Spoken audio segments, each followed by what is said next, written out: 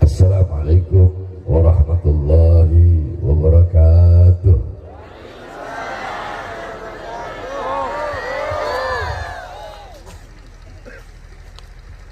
Alhamdulillah al-qawi sultanuh al-wadih al-burhanuh al-mabsut fil wujud karamuhu wa ihsanuh.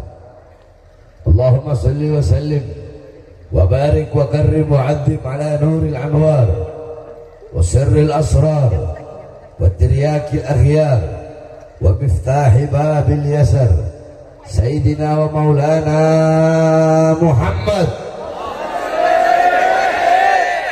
Muhammadin al-Mukhtar wa alihi al-athhar wa ashabihi al-akhyar adada ni'amillahi wa ifdalih, amma ba'd. Saya cinta yang saya muliakan segenap para alim ulama, segenap para habaib, segenap para kiai, segenap para asatid, segenap para lora, para tokoh masyarakat, para guru-guru, para sesepuh,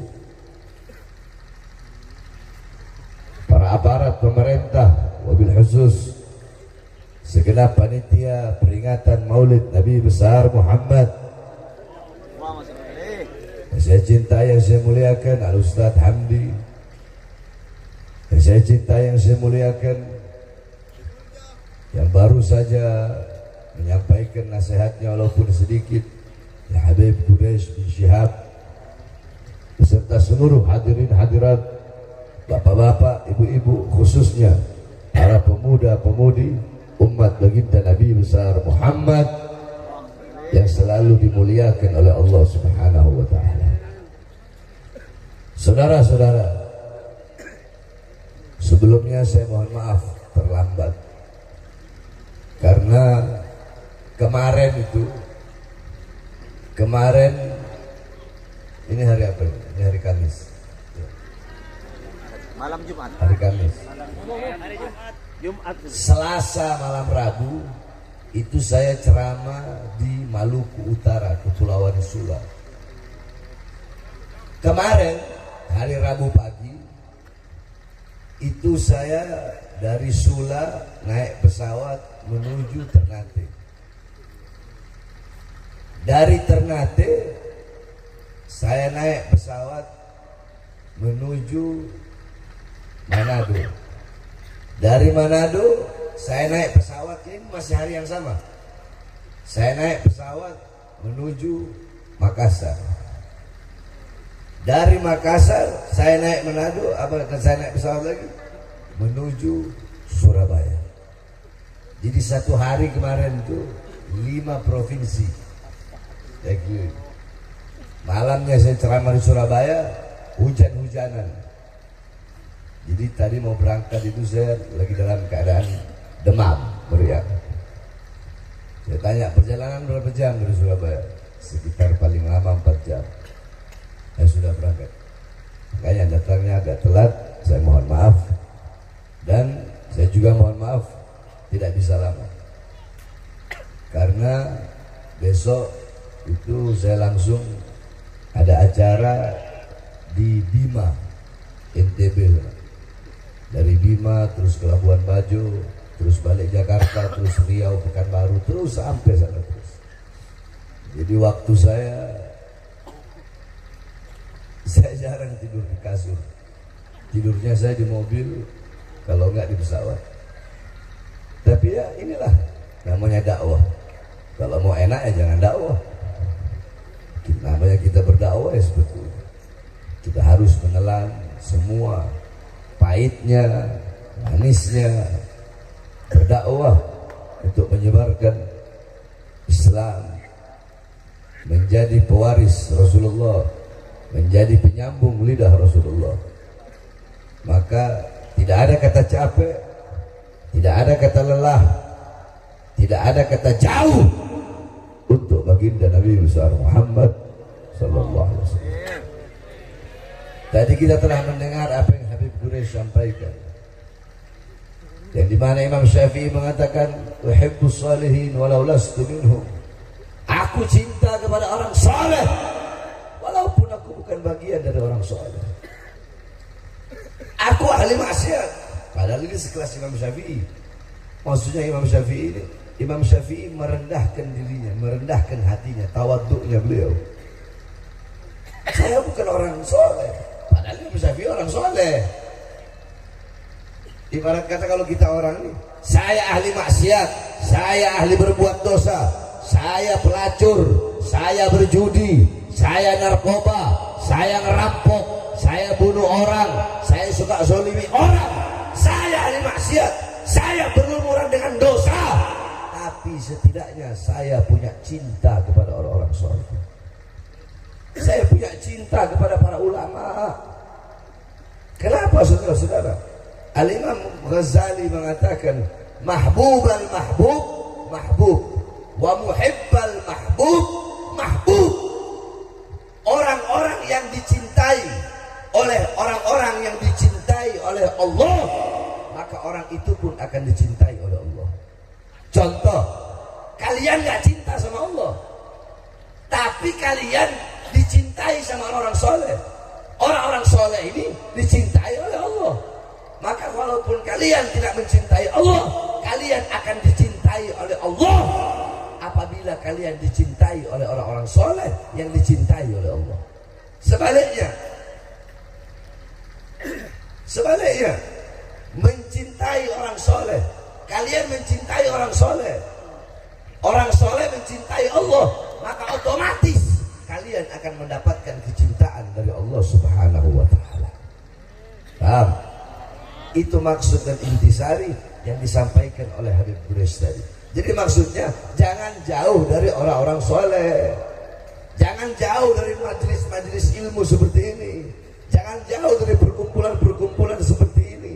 Karena perkumpulan seperti inilah warisan Nabi Muhammad. Kalian kalau mau tahu dulu seperti apa sih perkumpulan Nabi dengan para sahabat, maka lihatlah pada malam hari ini. Bagaimana perkumpulan kita dengan para ulama, dengan para kiai, dengan para ustadz, dengan para habaib. Maka seperti itu juga perkumpulan dulu baginda Nabi besar Muhammad bersama para sahabat-sahabat Nabi Muhammad SAW. Saudara-saudara, Nabi Muhammad itu tidak mewariskan harta, tidak mewariskan uang, tidak mewariskan tanah, tidak mewariskan pangkat jabatan, tahta, kekuasaan. Nabi Muhammad tidak mewariskan sapi, hendak. Nabi Muhammad tidak mewariskan ladang sawah, hendak. Warisannya Nabi ilmu, amal, akhlak, adab, budi pekerti yang mulia, wara', khauf, khasyah, zuhud, ibadah, qanaah, majlis ilmu, majlis zikir, majlis salawat, majlis yang dilantunkan ayat-ayat Al-Quran, majlis yang dibacakan Yasin, majlis yang dibacakan tahlil, tahmid, tasbih, takbir, tamjid, salawat, majlis yang dimana dengan kita duduk di majlis itu kita bisa ingat kepada Allah, ingat kepada Rasulullah, menambahkan kecintaan kita kepada Allah, menambahkan kecintaan kita kepada Rasulullah. Dengan duduk di majlis itu menambahkan rasa khauf, rasa takut kita kepada Allah, menambahkan khasyah, khawatir, tidak pernah rasa aman dan tidak pernah merasa azab dari pengawasan Allah Subhanahu wa Ta'ala. Majelis-majelis seperti itulah yang akan mendekatkan dirimu kepada Rasulullah sehingga engkau dekat dengan Allah Subhanahu wa Ta'ala. Maka ketika engkau dekat dengan Rasulullah, pasti dekat dengan Allah. Engkau dicintai oleh Rasulullah, engkau pasti dicintai oleh Allah. Ketika engkau dicintai oleh Allah, kelak di akhirat tempatmu pasti adalah surganya Allah Subhanahu wa Ta'ala. Jadi gampang tantretan. Lamun tantretan kalau kalian semua saudara-saudara, kalau kalian ingin melihat kelak di akhirat, nanti di akhirat saya dengan Rasulullah itu sedekat apa atau sejauh apa, bisa berjumpa atau enggak, bisa melihat atau enggak, gampang. Kalau kalian pengen lihat dekat, jarak, jauh atau dekatnya kalian dengan Nabi di akhirat, jarak, jauh atau dekatnya kalian bisa atau tidaknya melihat wajah indah Nabi Muhammad, maka lihatlah ketika di dunia Seberapa dekat engkau dengan majelis-majelis seperti ini, maka sedekat itulah kelak engkau di akhirat dengan Nabi Muhammad. Di dunia dekat dengan majelis ilmu, dekat dengan majelis zikir, dekat dengan majelis salawat, dekat dengan para ulama, dekat dengan para kiai, dekat dengan para habaib, dekat dengan para ustadz. Mereka pewaris ilmu Nabi, penyambung lidah Nabi, pemegang tongkat estafet perjuangan Nabi. Almarhum Ahmad Ahab, seseorang bersama dengan yang ia cintai. Man tasyabbaha biqaumin fahuwa minhum. Barang siapa yang menyerupai suatu kaum, ia sama dengan kaum tersebut. Kalau yang kau cinta orang soleh, yang kau cinta para pewaris Nabi, kau menyerupai mereka, mengikuti jalan mereka, cinta kepada mereka, maka kelak di akhirat Allah kumpulkan engkau bersama mereka. Mereka berkumpul bersama Nabi Muhammad. Tapi kalau di dunia engkau jauh dari majelis ilmu, jauh dari majelis zikir, jauh dari majelis salawat, lidahmu kering daripada ayat suci Al-Quran, lidahmu kering daripada salawat, lidahmu kering daripada tahlil, tahmid, tasbih, takbir, tamjid, lidahmu kering daripada mengenang orang-orang soleh, lidahmu kering daripada menceritakan orang-orang soleh, lidahmu kering. Di dunia tidak pernah duduk bersama ulama, di dunia engkau tidak pernah cinta kepada ulama, tidak pernah cinta kepada orang soleh, maka dipastikan di akhirat engkau pun akan jauh dari baginda Nabi besar Muhammad. Jadi kalian yang menentukan mau dekat atau enggak dengan Nabi di akhirat. Kalian yang menentukan pengen melihat wajah Nabi atau enggak. Semua tergantung daripada kalian. Saudara-saudara, gampang di dunia, jangan jauh dari ulama dan jangan pernah jauh dari orang-orang soleh. Di majelis-majelis seperti ini kalian bisa mengenal mana baik, mana buruk, mana halal, mana haram, mana hak, mana batil. Majelis-majelis seperti ini kalian duduk berkumpul di sini, kalian mendapatkan pahala. Satu, kalian mendapatkan pahala menuntut ilmunya Allah. Kalian mendapatkan pahala menuntut ilmu. Kenapa? Karena kalian mendengarkan nasihat, kalian mendapatkan ilmu. Bukankah dikatakan oleh Sayyidina Umar bin Khattab, Inna Allaha lam yahluk fi wajhil ardi turaban afdal min majlisil ilm. Allah, kata Sayyidina Umar bin Khattab, Allah tidak pernah menciptakan di muka bumi sejengkal tanah yang lebih mulia selain daripada tanah yang digunakan untuk menuntut ilmunya Allah Subhanahu wa ta'ala. Kalian menjadi mulia di duduk ini, tempat menjadi tempat paling mulia. Yang ngomong bukan saya, yang ngomong Sayyidina Umar bin Khattab. Tidak ada tempat yang lebih mulia selain tanah yang digunakan untuk menuntut ilmunya Allah. Makanya majelis-majelis seperti ini jangan kalian pandang sebelah mata. Saudara-saudara, demi Allah, karpet yang kalian duduki itu, karpet usang yang engkau duduki, terpal usang yang engkau duduki, karena engkau duduk di majelis maulid, di majelis ilmu, di majelis zikir, mengingat Allah, mengingat Rasul, sehingga karpet yang engkau duduki menjadi lebih mulia daripada kursi yang diduduki oleh seorang presiden. Saudara-saudara,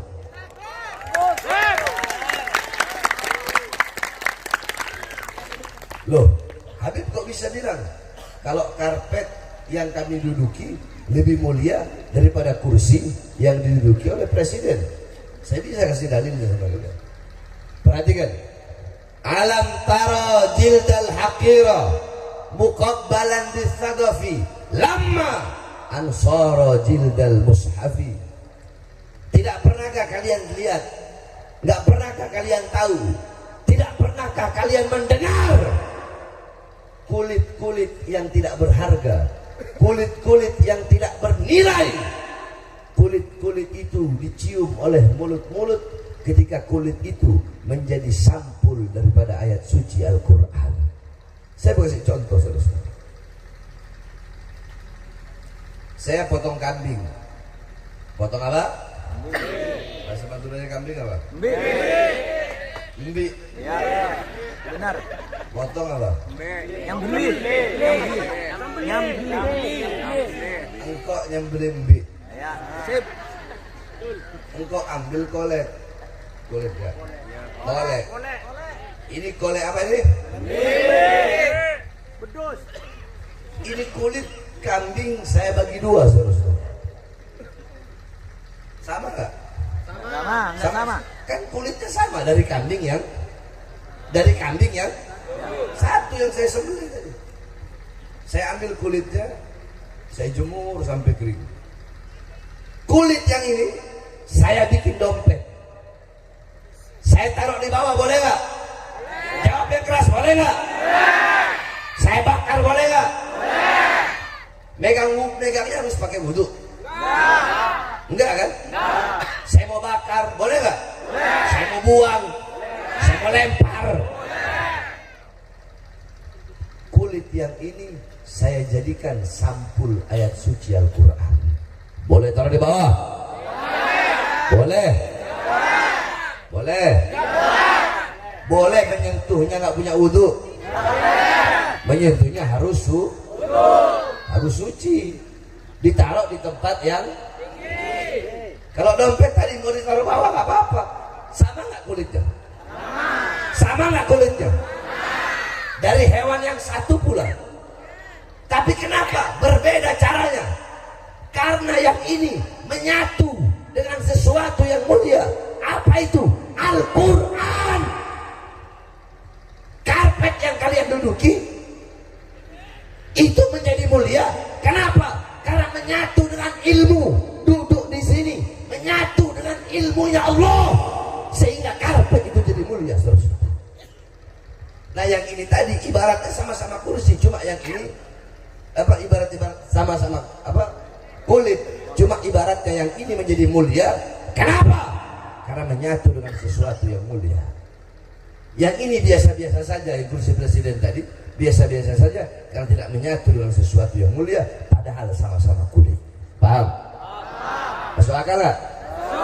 Masuk akal nggak? Sebab orang sekarang ini nggak percaya, zaman sekarang ini fitnah, kerusakan di mana-mana. Mereka nggak mau yang nggak pakai akal, nggak mau. Kalau orang dulu kan mendahulukan iman, saudara. Betul? Kamu lihat coba, kamu punya kakek-kakek zaman dulu, anaknya banyak nggak? Banyak nggak? Mereka mau bikin anak banyak itu nggak ada urusan. Kenapa? Keyakinan mereka kepada Allah kuat, keimanan mereka kepada Allah kuat. Mereka nggak pikir besok nanti kalau anak saya banyak, besok gimana nyekolahinnya, nanti gimana makannya. Orang-orang dulu nggak ada begitu. Orang sekarang baru punya anak 2, 3, aduh bu geremar ya, besok anakku ngakan apa, masih mikir begitu. Mantap. Orang-orang dulu tidak ada dalam hati mereka kerisauan, kekhawatiran tentang sesuatu yang telah dijamin oleh Allah. Apa itu? Rizki. Kalau kita kan masih khawatir, masih takut, kita masih mendahulukan akal.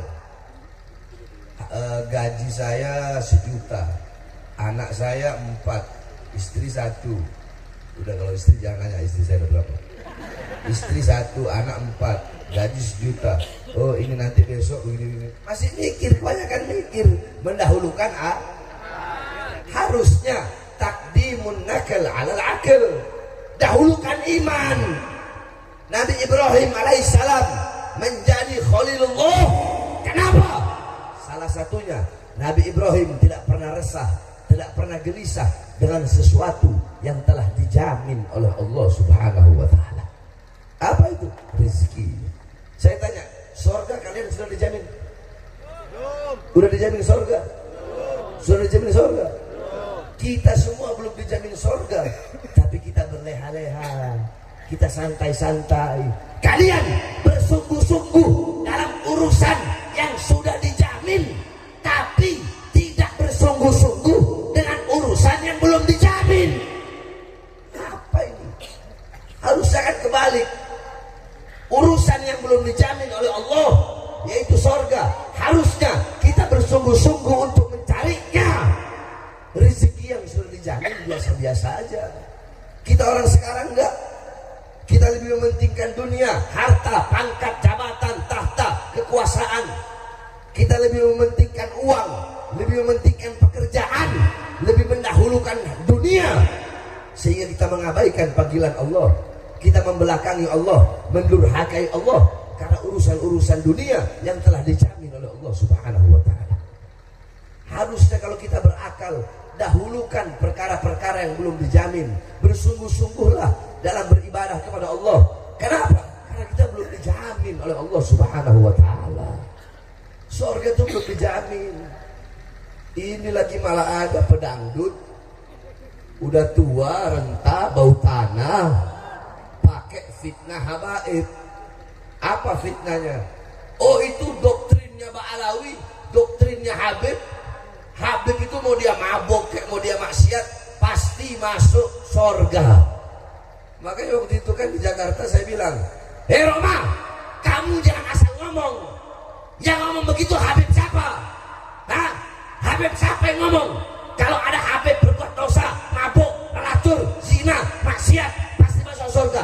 Siapa yang ngomong Habibnya? Bawa ke sini, biar saya bantai depan kamu tuh Habib yang ngomong begitu."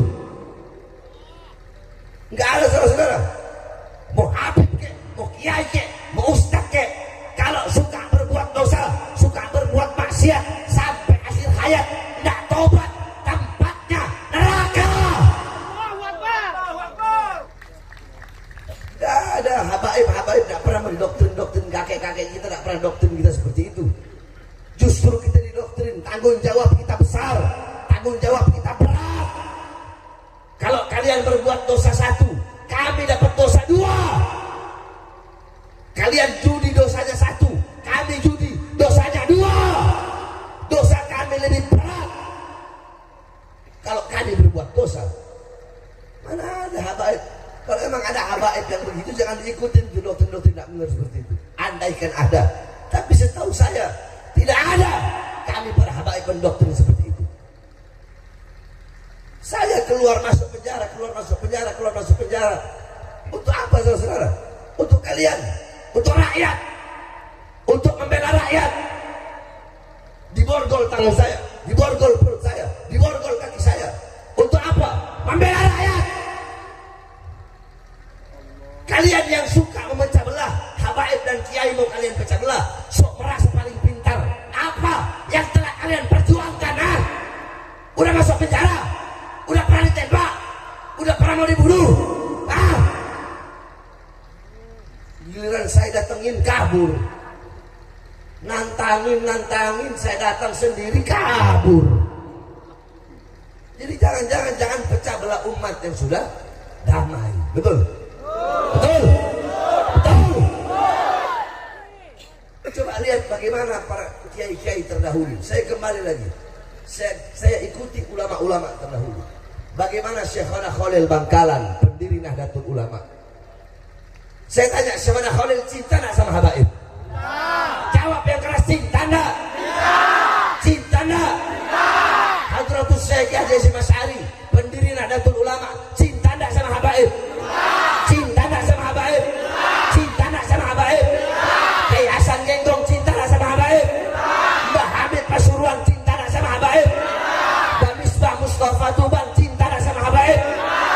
Rafa Wahid cinta nak sama habaib? Khalil cinta nak sama habaib? Kiai Haji As'ad Semondo cinta nak sama habaib? Abah beliau Kiai Syamsul Arifin cinta nak sama habaib? Cinta nak sama habaib? Ini baru datang anak kencing belum lurus, sok-sokan mau membatalkan nasab habaib, dibilang mujaddid. Apa ini? Jangan mau dipecah belah, saudara-saudara. Habaib sama kiai mau dipecah belah, umat terpecah belah akhirnya. Jangan kita ikuti ulama-ulama yang terdahulu. Lihat bagaimana ulama-ulama terdahulu kepada habaib, kita ikuti. Kau mau bikin apa kek, terserah urusan kau. Kau mau yakin Habib cucu Nabi, terserah kau. Kau nggak mau kau mau yakin atau tidak, kau bilang Habib bukan cucu Nabi, terserah kau juga. Kau yakin Habib cucu Nabi, kau nggak untung, kami nggak untung, kau nggak yakin juga, kami nggak rugi, terserah kau saja. Biar masyarakat yang menilai. Selamat datang di dunia nyata, saudara-saudara. Mereka ingin, oh saya, bahar saya, woi, dihina, dicaci, dimaki, dibilang keturunan Yahudi lah, dibilang macam-macam. Tetapi nyatanya, dimanapun saya menginjakkan kaki saya, di situ manusia-manusia berkerumun untuk mendatangi saya, saudara-saudara. Kenapa?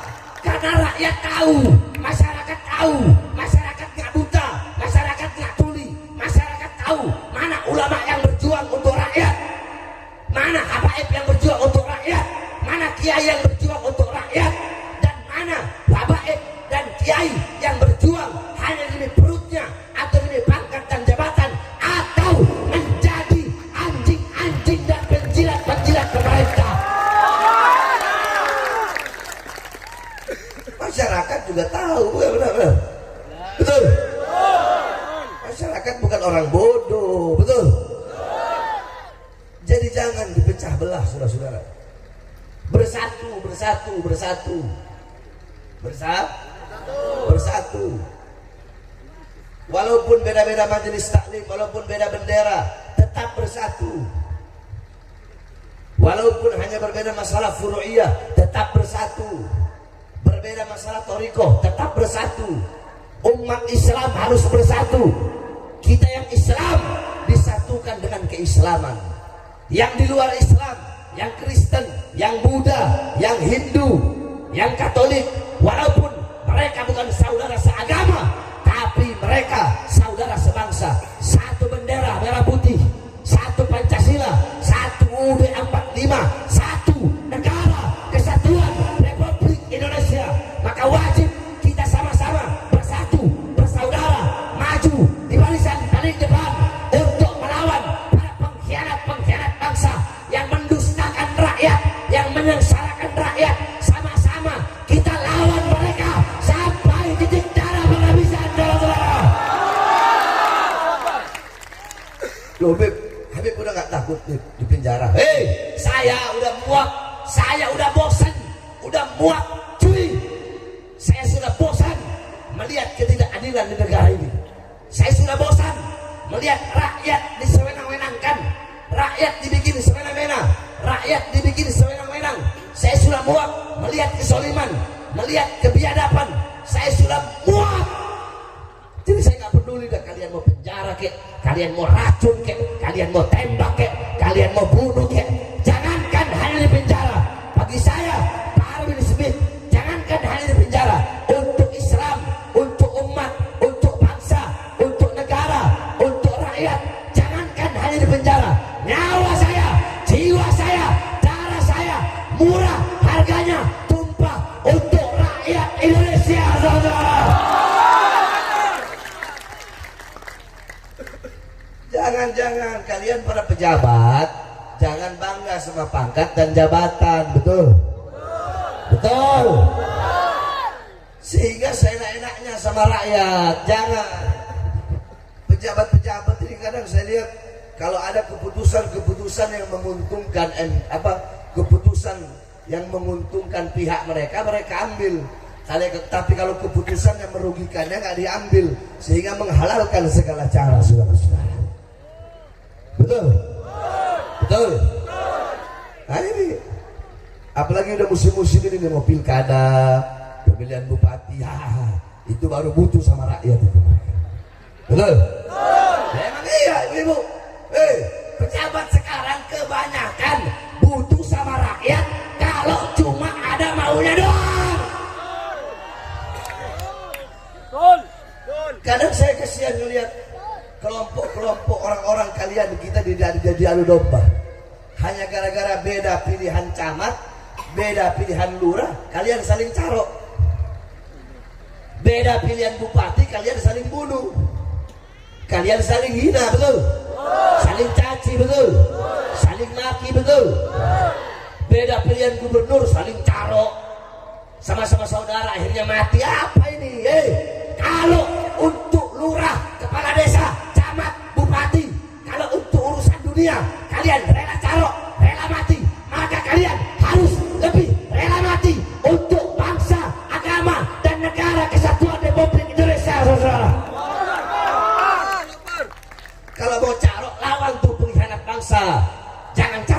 Islam. Jangan cara bersama saudara hanya gara-gara beda pilihan. Betul? Betul? Ini banyak terjadi di Madura kan begini, saya perhatikan. Gara-gara beda kepala desa saling caro. Cara bingkok kaki dong, ha? Fase. Jaga ukhuwah Islami. Jaga ukhuwah Islami. Makanya saya sampaikan nih, pejabat-pejabat kalian itu jangan bangga sama pangkat sama jabatan, jangan. Kalau saya gak ada urusan, kau mau presiden kek, kau mau kapolri kek, kau mau panglima TNI, kau mau anggota dewan, ketua MPR, ketua DPR, gak ada urusan. Kalian jangan bangga dengan pangkat dan jabatan kalian, sehingga kalian semena-mena kepada rakyat, membohongi rakyat, tipu rakyat, berikan janji palsu kepada rakyat. Jangan, saudara. Saudara, saya tanya semua, jawab yang keras. Jawab yang keras. Gaji mereka dari siapa? Kurang keras, dari siapa? Gaji mereka dari siapa? Gaji mereka dari siapa? Rumah dinas mereka dari siapa? Mobil dinas mereka dari siapa? Dari rakyat, keringat rakyat, darah rakyat. Makanya kalian harusnya melayani rakyat, karena di atas kalian bukan pangkat dan jabatan, tapi di atas kalian ada kami, bangsa dan rakyat Indonesia, yang harus kalian layani dengan sebaik-baiknya, saudara-saudara. Kalau enggak, ngapain kita mau pilih, betul? Kita pilih pemimpin yang amanah. Yang amanah. Pilih pemimpin yang bisa melindungi rakyat, yang bisa memakmurkan rakyat, yang bisa mensejahterakan rakyat. Makanya saya berwasiat nih, terakhir sebelum saya tutup. Saya wasiatkan kepada Jokowi, Jokowi, sebelum akhir masa jabatanmu habis, minta maaf sama rakyat. Minta maaf sama rakyat. Seluruh rakyat Indonesia, apapun agamanya, apapun sukunya, apapun rasnya, apapun warna kulitnya, apapun etnisnya, minta maaflah engkau kepada seluruh bangsa dan rakyat Indonesia. Karena selama 2 periode kau memimpin, terlalu banyak rakyat yang engkau sengsarakan, rakyat yang kau tipu dengan janji-janji palsu, rakyat yang kau dustai dengan muka polosmu. Makanya kan sering saya bilang, muka polos otak iblis. Kalian sih gak pada percaya. Makanya kemarin waktu demo besar-besaran, tahu demo yang sampai pagar DPR itu apa? Roboh. Nah itu kan orang-orang pada ngomong, mana Habib Rizik kok gak turun? Mana Habib Bahar kok gak turun ikut demo? Apa kami jawab? Jauh-jauh sebelum hari, jauh-jauh ya, dari awal-awal Jokowi jadi presiden, kami sudah beritahu kepada kalian. Dari 10 tahun lalu kami sudah sampaikan itu. Di panggung-panggung ceramah saya, Habib Rizik, kami sudah sampaikan, rezim ini rezim gak bener, rezim ini rezim otoriter, rezim ini rezim yang ingin menjadikan Indonesia sebagai negara dinasti, dari bapak lanjut ke anak. Kami sudah sampaikan itu. Tapi apa? Habib Rizik dibilang radikal, saya dibilang radikal. Habib Rizik dipenjara, saya dipenjara, dianggap melawan pemerintah. Kemarin baru kalian rasakan. Terus setelah kalian rasa, baru kalian tanya, mana Habib Bahar, mana Habib Rizik? Lu rasain apa yang kita orang rasakan dulu. Kita udah berjuang mati-matian buat kalian, melawan pemerintah, ya, kesaliman-kesalimannya pemerintah. Kami melawan kebijakan-kebijakan yang menyengsarakan rakyat dan menguntungkan asing. Tapi kami dibilang radikal, kami dibilang keras, sampai kami dipenjara berkali-kali, sampai saya diborgol tangan, diborgol perut, diborgol kaki, dibawa ke Nusa Kambangan, hanya gara-gara waktu corona. Saya bilang, Jokowi, kenapa rakyat kau kurung dalam rumah, sedangkan tidak kau beri kebutuhan dan makanan pokoknya? Jokowi, kenapa di masa corona banyak warung-warung kecil milik pribumi kau tutup, tapi mal-mal asing tetap buka? Kenapa di masa corona banyak pengangguran Indonesia, tapi tenaga kerja dari Cina terus terus kau kirim ke daerah Morowali, Sulawesi.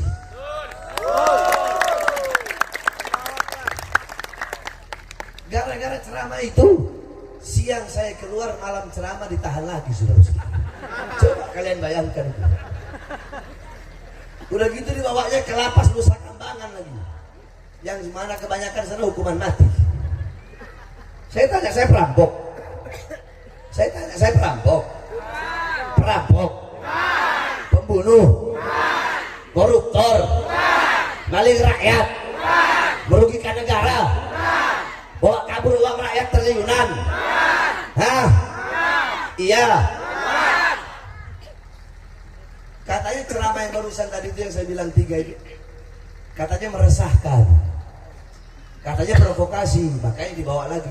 Nah saya tanya masyarakat Madura, itu meresahkan? Ya. Yang keras? Ya. Meresahkan? Ya. Provokasi? Ya. Provokasi? Ya. Kalau meresahkan tidak, provokasi tidak, berarti apa dong? Pembelaan kah? Atau apa? Apa berarti? Bela. Hah? Apa? Apa? Pembelaan. Siapa yang saya bela? Siapa yang saya bela? Siapa yang saya bela? Siapa yang saya bela? Yang saya bela rakyat yang susah, rakyat yang kelaparan, rakyat yang ditipu, rakyat yang ditipu, rakyat yang sengsara, rakyat yang menderita. Itu yang saya bela, saudara-saudara. Makanya saya baru bersumpah, selama kedua mata saya masih terbuka untuk melihat penderitaan rakyat, kesengsaraan rakyat, maka selama itu Bahar bin Smith tidak akan pernah menundukkan kepala. Saya akan berjuang, tidak akan berhenti sampai mati, tidak akan mundur walaupun saya harus hancur, saudara-saudara. Allahu Akbar. Indonesia merdeka, merdeka, merdeka. Oke, saya ingatkan Jokowi minta maaf sama rakyat. Agar apa? Saya sampaikan ini kepada kamu sebagai presiden, bukan sebagai kepribadianmu sebagai Jokowi, bukan. Saya sampaikan ini sebagai presiden yang menjadi jabatanmu, bukan sebagai personalmu. Enggak, saya tidak ada urusan sama personalmu, enggak. Urusan saya sama jabatanmu sebagai presiden. Minta maaf sama rakyat, karena banyak rakyat yang kau tipu, banyak rakyat yang kecewa. Kenapa saya sampaikan ini?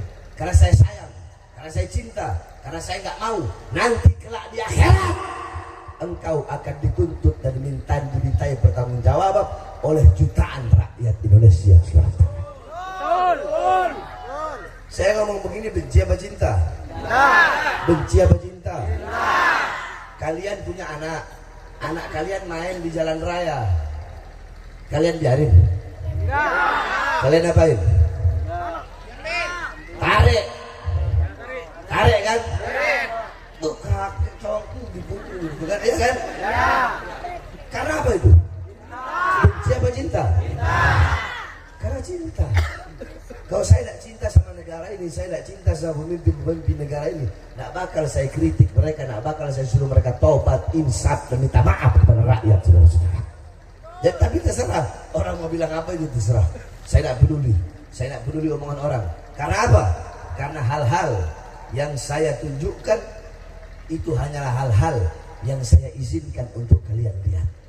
Masih banyak hal-hal yang tidak saya izinkan untuk kalian lihat. Maka terserah bagaimana cara pandang kalian untuk memandang dan menilai diri Bahar bin Smith, saudara-saudara. Minta maaf sama rakyat, betul? Minta maaf sama rakyat. Dan wasiat saya kepada Prabowo yang akan menjadi presiden ke depan, saya wasiatkan kepadamu, wahai Prabowo, jadilah presiden yang amanah, jadilah presiden yang adil, presiden yang cinta, yang sayang, yang peduli kepada rakyat, presiden yang bisa mensejahterakan rakyat. Rakyat telah berikan engkau amanah, rakyat telah berikan engkau tongkat kepercayaan, maka jangan sampai kepercayaan rakyat hilang kepadamu, betul? Bawa Indonesia menjadi negara yang maju, jadikan Indonesia negara yang kuat, negara yang tidak punya utang, negara yang berdiri sendiri, negara yang tidak tunduk dan tidak takut kepada negara-negara asing, mau Cina Amerika kek, Rusia kek, kekayaan alam Indonesia, kita negara kaya raya, kita punya segala-galanya, kita punya emas, kita punya nikel, kita punya minyak, kita punya segala-galanya. Jangan biarkan kekayaan alam kita dirampok oleh negara-negara asing. Kalau bisa, negara kita harus jadi negara yang kuat, disegani dan dihormati oleh negara-negara lain. Biarkan negara-negara lain yang tunduk kepada negara kesatuan Republik Indonesia, saudara. Harus jadi negara yang mandiri, negara yang kuat, negara yang tidak butuh kepada negara-negara lain. Menjadi negara yang menjadi pendobrak pertama untuk kebebasan warga dan masyarakat serta rakyat Palestina, saudara-saudara. Betul? Betul? Itu wasiat saya kepada Jokowi di masa akhir jabatan, dan wasiat saya kepada Prabowo yang akan menjadi presiden terpilih ke depan. Insya Allah negara kita menjadi baldatun thayyibatun wa rabbun ghafur. Amin amin ya rabbal. Terakhir sebelum saya tutup, saudara-saudara, sebentar lagi ada pilkada, betul? Madura ini masuknya mana? Iya, enggak tahu dong. Enggak tahu nggak tuan? Enggak tahu. Jawa Timur. Nah. Terus Beb, kami ini bingung harus pilih siapa, begitu kan? Begitu kan? Nah, nanyanya ya ke ulama, nanyanya ya ke orang-orang ya, saya tanya, kalian mau nanya nggak? Kalau nggak nanya, ya saya tutup. Assalamualaikum. Mau. Hah? Tanya, Beb. Tanya. Beb. Ada berapa calon? 2.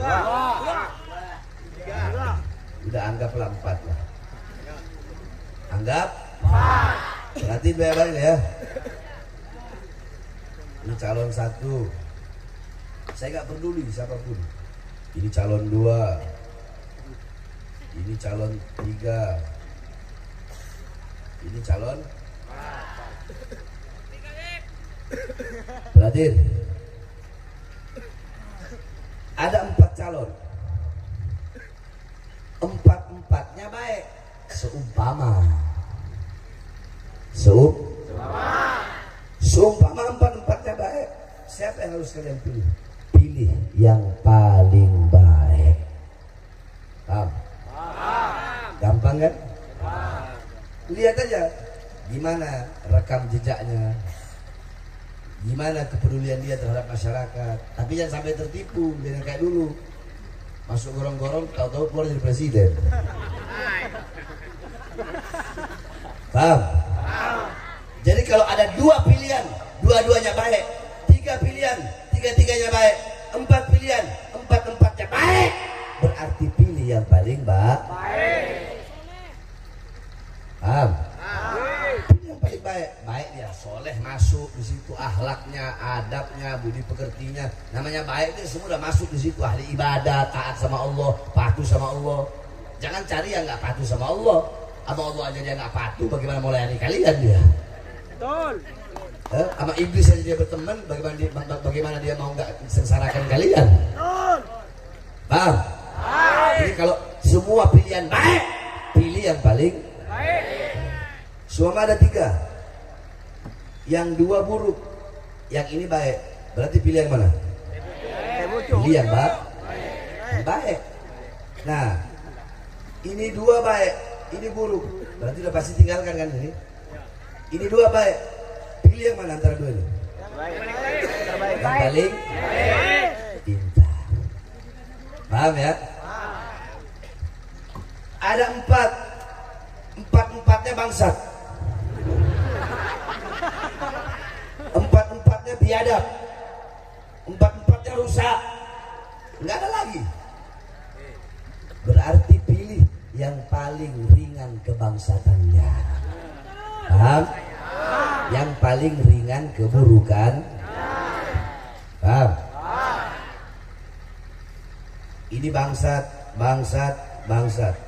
Buruk, buruk, buruk. Mana yang mau dipilih? Yang paling sedikit. Yang paling ringan apanya? Yang paling ringan keburukannya adalah ini semua. Berarti yang dipilih yang mana? Yang paling ringan. Iya, yang mana? Teh pucuk, larutan, atau gelas? Pinter. Paham ya? Mau siapapun pemimpinnya. Kalau pemimpin itu semuanya baik, pilih yang paling baik. Semuanya jahat, pilih yang paling ringan kejahatannya. Sebab kenapa? Kalau kalian nggak milih, maka nanti yang akan menduduki kursi-kursi itu adalah paling jahat dan paling bangsatnya pemimpin. Sebab kenapa? Sebab mereka akan menghalalkan segala cara untuk demi mendapatkan ambisi kekuasaan demi partai, perut dan politiknya, saudara-saudara. Paham? Paham? Paham? Jadi ya, kalau ada semua baik, maka pilih yang paling baik. Kalau semuanya buruk, pilih yang paling ringan keburukannya. Mudah-mudahan Jawa Timur mendapatkan seorang pemimpin yang soleh, seorang pemimpin yang taat kepada Allah, patuh kepada Allah, yang bisa mensejahterakan masyarakat Jawa Timur, khususnya masyarakat yang ada di Madura. Saya lihat Madura masih banyak jalan-jalan di pelosok-pelosok itu yang rusak. Bikin jalan-jalan itu, betul? Sebab itu amanat. Itu amanat. Sayyidina Umar, Khalifah Umar, beliau menangis. Apa kata beliau? Celakalah Umar kalau ada keledai yang jatuh tersungkur sebab ada batu di jalanan. Celakalah aku sebagai pemimpin andaikan ada keledai yang jatuh karena satu buah batu di jalanan. Ini berapa banyak orang jatuh dari motor karena jalannya rusak. Betul? Betul? Maka kewajiban kalian para pejabat, untuk apa? Untuk bikin bagus itu jalan, sengsarakan masyarakat dan majukan seluruh lapisan masyarakat tanpa memandang agama, suku, etnis dan ras apapun. Paham? Terakhir sebelum saya tutup, Beb, kenapa Habib kok nggak mau bahas masalah begal-begal nasab ini? Aduh, saudara-saudara, singa ketika ada anjing-anjing yang menggonggong, singa akan lari meninggalkannya.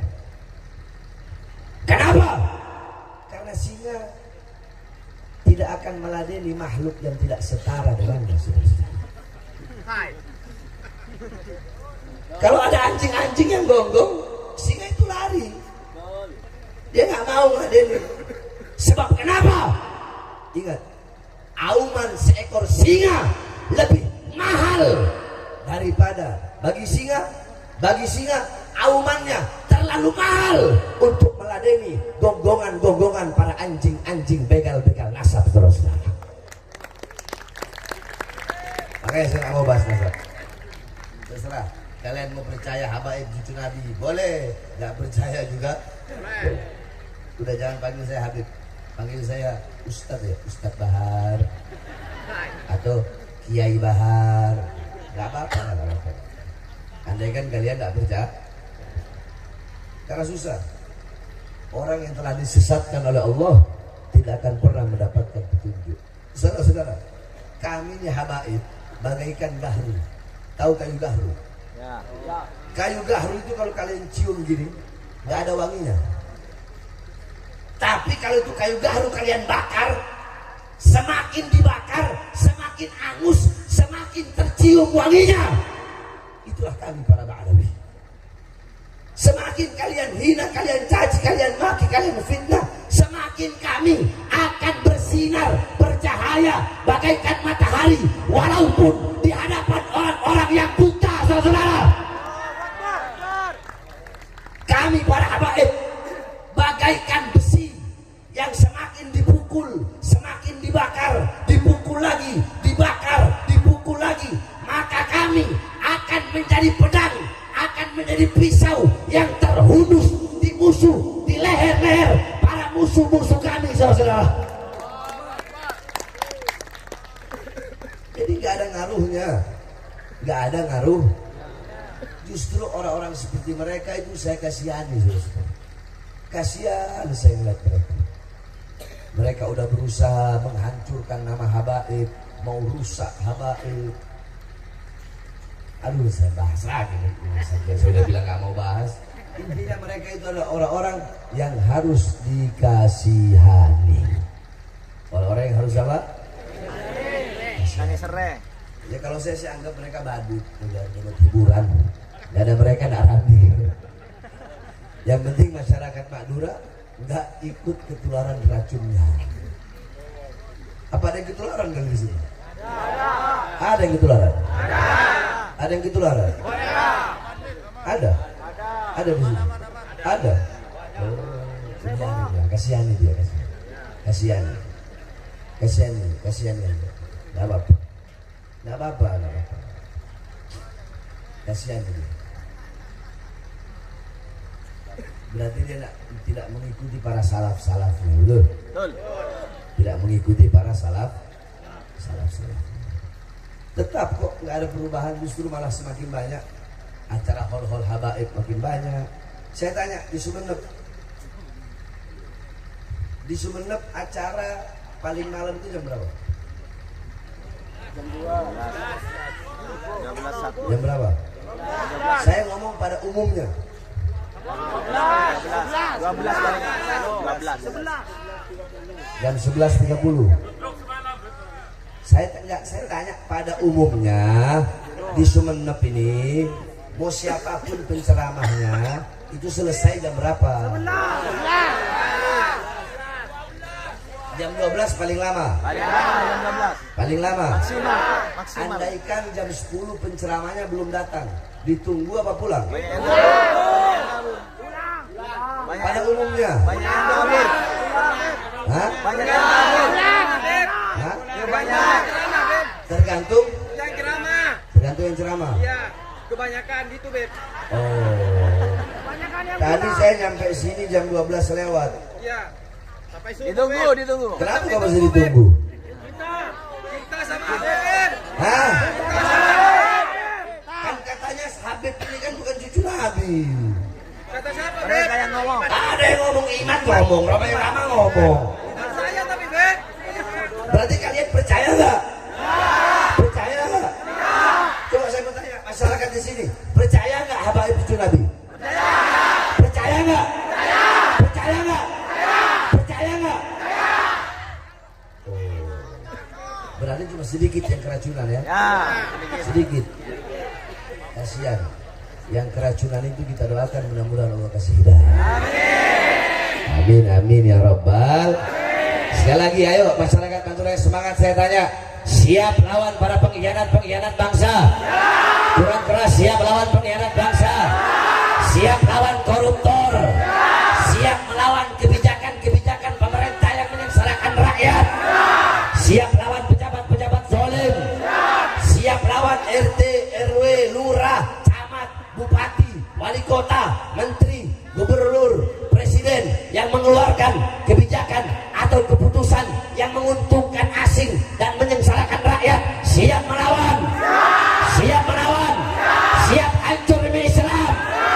Siap binasa demi Indonesia? Siap mati demi NKRI? Angkat tangannya. Allahu Akbar. Allahu Akbar. Allahu Akbar.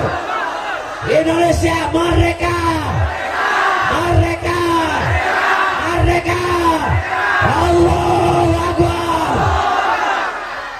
Terakhir saya sampaikan kepada kalian, hei elit-elit politik, presiden, menteri, gubernur, kapolri, panglima TNI, Polri, TNI, anggota dewan dan seluruh jajaran pemerintah, seluruh partai, saya sampaikan, Indonesia bukan milik partai politik manapun. Betul?